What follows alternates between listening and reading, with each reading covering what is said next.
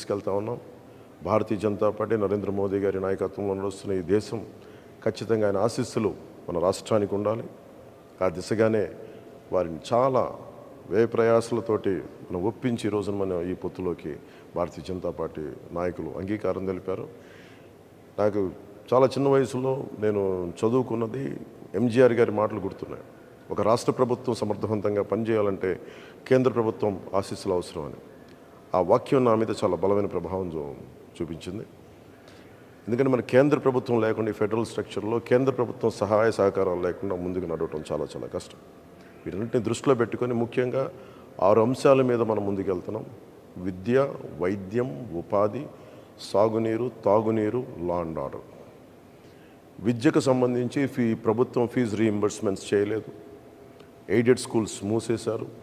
సరైన నాణ్యతతో కూడిన విద్యా విధానం లేదు. అలాగే సంక్షేమ పథకాలు అమ్మఒడి లాంటిది కూడా ఎంతమంది బిడ్డలు ఉంటే అంతమందికి ఇస్తామని చెప్పి ఇవ్వలేదు. ఒకరికి ఇచ్చి మరి అందరికి ఇచ్చిన భ్రమ కల్పించారు. అలాగే ఎయిడెడ్ స్కూల్స్ దాదాపు 7,000 పైచీలకు ఎయిడెడ్ స్కూల్స్ మూసేశారు. వాటిని కూడా ప్రైవేటైజ్ చేసే ప్రయత్నాలు జరిగినాయి. కొన్ని చోట్ల అడ్డుకున్నాం, కొన్ని చోట్ల కుదరలేదు, కొన్ని చోట్ల ప్రైవేట్ పరం అయిపోయినాయి. అది విద్య పరంగా ఎవరికి కూడా సరైన ఫీజు రీయింబర్స్మెంట్లు జరగలేదు. ఎన్టీఆర్ హెల్త్ యూనివర్సిటీని పేర్లు మార్చేశారు. ఆంధ్ర యూనివర్సిటీని వైసీపీ కార్యాలయంగా చేశారు. విశ్వవిద్యాలయాల్లో కూడా వైసీపీ ప్రభుత్వం తాలూకు పోకడ, దాని జోక్యం నిజంగా విశ్వవిద్యాలయాల తాలూకు ఔన్నత్యాన్ని ఉన్నతిని మంటగలిపింది. ఇవన్నీ మార్చుకోవడం, భవిష్యత్తులో నాణ్యమైన విద్య, విశ్వవిద్యాలయాల తాలూకు దాని తాలూకు సమగ్రత కాపాడుకునేలాగా ఉంటాము.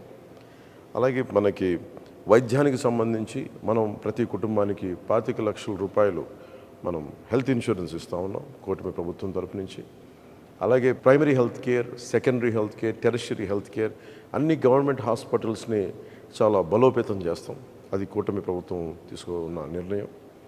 అలాగే ముఖ్యంగా ఎక్కడైతే మనకి పొల్యూషన్ ఉందో, కాలుష్యం ఆరోగ్యాన్ని ఇబ్బంది పెడుతుందో ఆ కాలుష్య నియంత్రణ మండలి ద్వారా వాటిని సరిచేసే బాధ్యత కూటమి ప్రభుత్వం తీసుకుంటుంది. ఉపాధి మనకి వచ్చి అన్ని మెగా డిఎస్సిని రిలీజ్ చేస్తాం, డిఎస్సి రిలీజ్ చేస్తాం, 18,000 పైచిలకు పోస్టులు భర్తీ చేస్తాం, పోలీస్ కానిస్టేబుల్స్, ఎస్ఐల పోస్టులు భర్తీ చేస్తాం, నిరుద్యోగాన్ని రక్కసిని పారదోలుతామని చెప్పి మనకి ప్రభుత్వంలోకి వచ్చిన వ్యక్తి కనీసం పట్టుమని 10 ఉద్యోగాలు కూడా ఇవ్వలేదు. కేవలం అరాకొర సంక్షేమంతో దాన్ని ఎక్కువ అడ్వర్టైజ్మెంట్స్ తోటి ముందుకు తీసుకెళ్ళి సంక్షేమాన్ని కూడా సంపూర్ణంగా చేయలేకపోయిన ప్రభుత్వం, ఉపాధి ఇవ్వలేకపోయిన ప్రభుత్వం, మనకి జాబ్ క్యాలెండర్ రిలీజ్ చేయలేని ప్రభుత్వం. ఇది మారాలి అంటే ఖచ్చితంగా మన కూటమి ప్రభుత్వం రావాలి. వచ్చిన వెంటనే ముందుగానే మన మెగా డిఎస్సిని మనం దాని మీదే ఉంటుంది, ముందుకు తీసుకెళ్తాం రాగానే. అలాగే సిపిఎస్ కాంట్రిబ్యూటరీ పెన్షన్ స్కీమ్కి సంబంధించి మాట ఇచ్చి మరి వెనక్కి వెళ్ళిపోయాడు. వారం రోజుల్లో సంతకం పెడతానని చెప్పిన వ్యక్తి ఈ రోజున దాన్ని గాల్లోకి వదిలేశాడు. స్కూల్స్లో పాఠాలు చెప్పి టీచర్లను తీసుకెళ్ళి మనకి యారెక్ షాపుల దగ్గర, సారాయి షాపుల దగ్గర క్యూల్లో సరిచేసే బాధ్యతలు అప్పచెప్పాడు.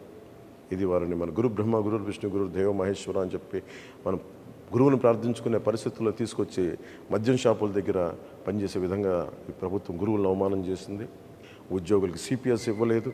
వీటన్నిటిని దృష్టిలో పెట్టుకొని నేను గురువులకి గౌరవం ఇచ్చేలాగా, వారికి వేతనం సకాలంలో అందేలాగా, అలాగే సిపిఎస్ నేను ఉమ్మడి ఆంధ్రప్రదేశ్ మాజీ ప్రభుత్వ ఉద్యోగ కొడుకుగా నాకు కష్ట నష్టాలు తెలుసు. ఈ రోజుకి మా అమ్మకి మా నాన్నగారి పెన్షన్ అందుతూ ఉంటుంది. దానికి తాలూకు ఆ కష్టం తెలుసు నాకు. అలాంటిది కాంట్రిబ్యూటరీ పెన్షన్ స్కీమ్ పదవి విరమణ చేసిన ఉద్యోగులందరికీ కూడా సంవత్సరం లోపు నేను మీకు మాటిస్తున్నాను. సంవత్సరం లోపు దీనికి పరిష్కారాన్ని కనుక్కొని మీ పదవీ విరమణ మీకు భయపెట్టేది కాదు, మీకు భరోసా ఇచ్చేదిలాగా ఉంటుందని చెప్పి మనస్ఫూర్తిగా నేను మీకు పదవి విరమణ చేయబోతున్న ఉద్యోగులందరికీ నేను తెలియజేసుకుంటా ఉన్నాను. నేను మీకు మాటిస్తున్నాను, సంవత్సరం లోపు దానికి పరిష్కార మార్గాన్ని కనుక్కొని మేము పారిపోం. నేను మీకు మాటిస్తున్నాను, నేను నిలబడతాను. అలాగే సాగునీరు మనకి ఇన్ని ప్రాజెక్టులు ఉన్నాయి. ఈరోజు మెగా ప్రాజెక్టు 2004 నుంచి ప్రత్యేకించి జల యజ్ఞం మన పదం అని కానీ జల దోపిడీ అయిపోయింది. ఎక్కడైతే సాగునీటి ప్రాజెక్టులు ఉన్నాయో ఉన్న ప్రాజెక్టులని సరిగ్గా మెయింటెనెన్స్ చేయకుండా, కాలువలు పొడికలు తీయకుండా, డ్రైనేజీలు సరిగ్గా తీయకుండా, డ్రైనేజీలను అలాగే లాకులు ఇటువంటి కనీసం మినిమం మెయింటెనెన్స్ కూడా చేయకుండా చాలా వేలాది లక్షలాది ఎకరాల ఆయకట్టు సరైన నీటి సౌకర్యం లేక చివరి ఆనకట్టుకు చివరున్న పొలాలకి సరైన నీటి సౌకర్యం లేక నలిగిపోతున్నారు ప్రజానీకం. గిట్టుబాటు ధర లేదు. మద్దతు ధర లేదు, ధరల స్థిరీకరణ అనే నిధిని సంపూర్ణంగా అది తీసుకెళ్ళలేదు.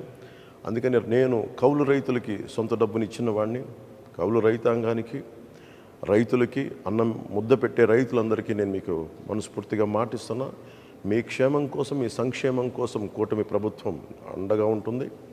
అలాగే ముందు బాధ్యతగా మొదటి రాగానే ఏవైతే మైనర్ ఇరిగేషన్, చిన్న ఇరిగేషన్ ప్రాజెక్ట్స్ ఉన్నాయో వాటిని తొందరగా పూర్తి చేయడంతో పాటు ఉన్న ఇరిగేషన్ ప్రాజెక్ట్స్ని సమర్థవంతంగా పనిచేసేలా తీసుకుంటాం. ఇరిగేషన్, డ్రైనేజ్ వీటన్నిటిని సరి చేస్తామని మీకు అందరికీ మాటిస్తూ, మీకు రైతు భరోసా కేంద్రాల దగ్గర నుంచి ప్రభుత్వం నుంచి మీకు సరైన మద్దతు రాలేదు, అవి బాధ్యతగా తీసుకొని అది మీ సంక్షేమం మా మొదటి బాధ్యత. దానికోసం మేము వెన్నంటే ఉంటాం. మీ కష్ట నష్టాలకి కూర్చొని వీళ్ళలాగా మీ కష్టాలు వస్తే వర్షం పడితే రైతుల్లో మొలకలు రాక ఏమొస్తుందని చెప్పి దిగజారుడే మాటలు అలాంటి ప్రభుత్వాలు కాకుండా బాధ్యతగా మీరు ఒక మాట మాట్లాడితే చేతులు కట్టుకొని మీ దగ్గరికి వచ్చి మేము మీ సమస్యను తెలుసుకొని మేము మీకు అండగా ఉంటాం. అలాంటి ప్రభుత్వం రాబోతుంది కూటమి ప్రభుత్వం. తెలియజేసుకుంటూ రైతన్నలకు తెలియజేసుకుంటూ, ముఖ్యంగా మనకి తాగునీరు ఏ మూలకెళ్ళినా, ఏ నియోజకవర్గానికి వెళ్ళినా మినిమం కనీసం ప్రాథమిక హక్కు అది మంచి నీరు రావటం అనేది. అలాంటి మంచినీరు కూడా ఇచ్చే పరిస్థితుల్లో లేదు. కేంద్ర ప్రభుత్వం జల్ జీవన్ మిషన్ అనే ప్రధానమంత్రి గారి ఆధ్వర్యంలో ప్రధానమంత్రి జల్ జీవన్ మిషన్కి నిధులు వచ్చినా కానీ ఈ ప్రభుత్వం దాన్ని ముందుకు తీసుకెళ్ళలేదు.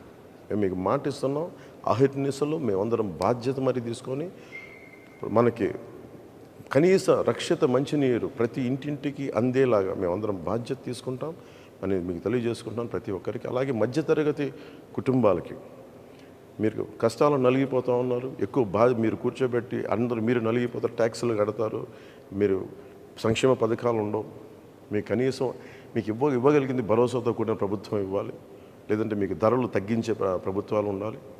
అందుకనే కూటమి పెట్టుకుంది ముఖ్యంగా 3 సిలిండర్లు మహిళలకి ఉచితంగా ఇవ్వాలని, బస్సు ప్రయాణం ఉచితంగా ఉండాలని ఇలాంటి సంక్షేమ పథకాలతో ముందుకు వస్తున్నాం. ముఖ్యంగా నిరుద్యోగులకి ప్రతి నెల మనకి ఉద్యోగం లేనప్పుడు నిరుద్యోగ భృతి వీటన్ని ముందుకు తీసుకెళ్తాం.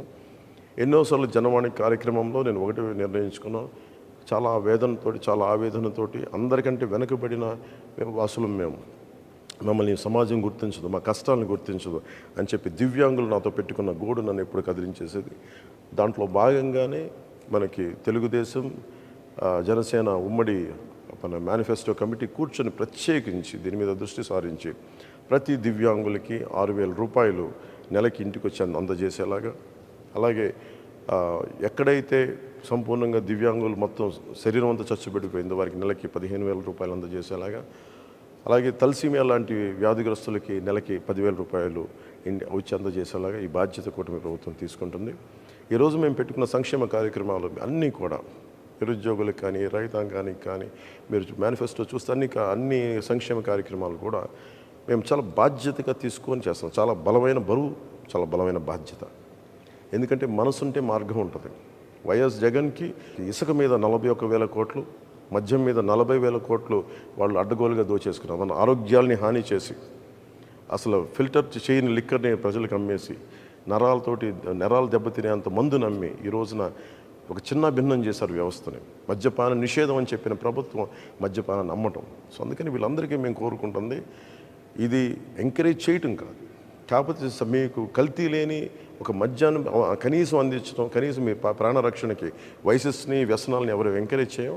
కానీ మనకు 6 రాష్ట్రాలు మన చుట్టుపక్కల, మన ఆంధ్రప్రదేశ్ రాష్ట్రానికి 6 రాష్ట్రాలు మనకి చుట్టుపక్కల సరిహద్దులు ఉన్నాయి. సో మనకి సంపూర్ణ మద్యపాన నిషేధం అది చేయడం చాలా కష్టసాధ్యం. కానీ అంచెలంచెలుగా ఆడపడుచులు, మహిళలు కోరుకున్న చోట, ఒక గ్రామం కోరుకున్న చోట, ఒక ప్రాంతం కోరుకున్న చోట అక్కడ మద్యం షాపులు కానీ, లేదంటే యారక్ షాప్స్ కానీ అవి లేకుండా చూసుకునే బాధ్యత మెజారిటీ శాతం ప్రజలు కోరుకుంటే అక్కడ మద్యాన్ని సంపూర్ణంగా నిషేధించే బాధ్యత కూటమి ప్రభుత్వం తీసుకుంటుంది.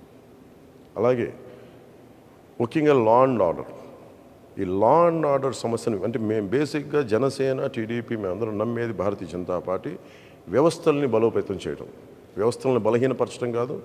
కూర్చోబెట్టుకు సినిమా టికెట్లకి మొత్తం మండల రెవెన్యూ ఆఫీసుల దగ్గర నుంచి చీఫ్ సెక్రటరీ దాకా, మా చీఫ్ సెక్రటరీ టు చిన్నపాటి ఎంఆర్ఓల దాకా పనిచేస్తూ ఉన్నారు. అదే రైతుకి కష్టం వస్తే ఒకళ్ళు కూడా స్పందించే పరిస్థితులు లేదు. వ్యవస్థల్ని బలోపేతం చేస్తాం. పోలీస్ వ్యవస్థని కానీ, రెవెన్యూ వ్యవస్థని కానీ, అన్ని వ్యవస్థల్ని బలోపేతం చేసి వారికి సాధికారతని వారికి ఇచ్చే దిశగా మేమందరం బలమైన నిర్ణయం తీసుకున్నాం. అది మనకి ప్రజాస్వామ్యాన్ని పరిరక్షిస్తాం. లా అండ్ ఆర్డర్ చాలా చాలా చాలా బలంగా ఉంటుంది. లా అండ్ ఆర్డర్ బలంగా ఉన్న చోట అన్ని పథకాలు బాగుంటాయి. లా అండ్ ఆర్డర్ బలంగా ఉన్న చోట పెట్టుబడులు వస్తాయి, పరిశ్రమలు వస్తాయి. పరిశ్రమలు వచ్చిన చోట ఉపాధి అవకాశాలు ఉంటాయి. వీటన్నిటిని దృష్టిలో పెట్టుకొని మీ అందరికీ పేరు పేరున ప్రతి ఒక్కరికి 2 చేతులెత్తి అభ్యర్థిస్తున్నాను, ఆర్థిస్తున్నాను. వైసీపీ వ్యతిరేక ఓటు చీలకుండా భారతీయ జనతా పార్టీ పోటీ చేస్తున్న చోట, తెలుగుదేశం పోటీ చేస్తున్న చోట మీరు సంపూర్ణంగా జన సైనికులు, జనసేన వీర మహిళలు, జనసేన మద్దతుదారులు. ఎట్టి పరిస్థితుల్లో వైసీపీ నాయకులు రకరకాల మాటలు మాట్లాడుతూ ఉంటారు. మేము గెలిచి మేము జనసేనలోకి వెళ్ళిపోతాం. ఇలాంటి అబద్ధాలను మీరు నమ్మకుండా సంపూర్ణంగా కూటమి అభ్యర్థులకే జనసేన ఓటు సంపూర్ణంగా వారికి మీరు వేయాలని మనస్ఫూర్తిగా కోరుకుంటూ, అలాగే టీడీపీ మద్దతుదారులకి, టీడీపీ నాయకులకి, టీడీపీ కార్యకర్తలకి, భారతీయ జనతా పార్టీ కార్యకర్తలకి, భారతీయ జనతా పార్టీ మద్దతుదారులకి మనందరం ఈసారి మనస్ఫూర్తిగా అందరం ఒకసారి కలిసి ఒకటే చోట, ఒకటే అడుగుతోటి, ఒకటే భావంతో ఆంధ్రప్రదేశ్ని సంరక్షించుకుందాం. నరేంద్ర మోదీ గారి నాయకత్వంలో వికసిత్ భారత్లో అంతర్భాగం వికసిత్ ఆంధ్రప్రదేశ్ కూడా మనందరం కలిసికట్టుగా మనం ముందుకేసి ఓటేసి కూటమిని గెలిపించుకోవాలి. కూటమిని గెలిపించుకోవడం మన బాధ్యత. ఇది మన భవిష్యత్తుకి చాలా భరోసా ఇచ్చే ప్రభుత్వం. ఇది మీ అందరికీ తెలియజేసుకుంటూ, ప్రతి ఒక్కరికి పేరు పేరున ధన్యవాదాలు తెలియజేసుకుంటూ సెలవు తీసుకున్నాను. జై జనసేన, జై టీడీపీ, జై బీజేపీ, జై హింద్.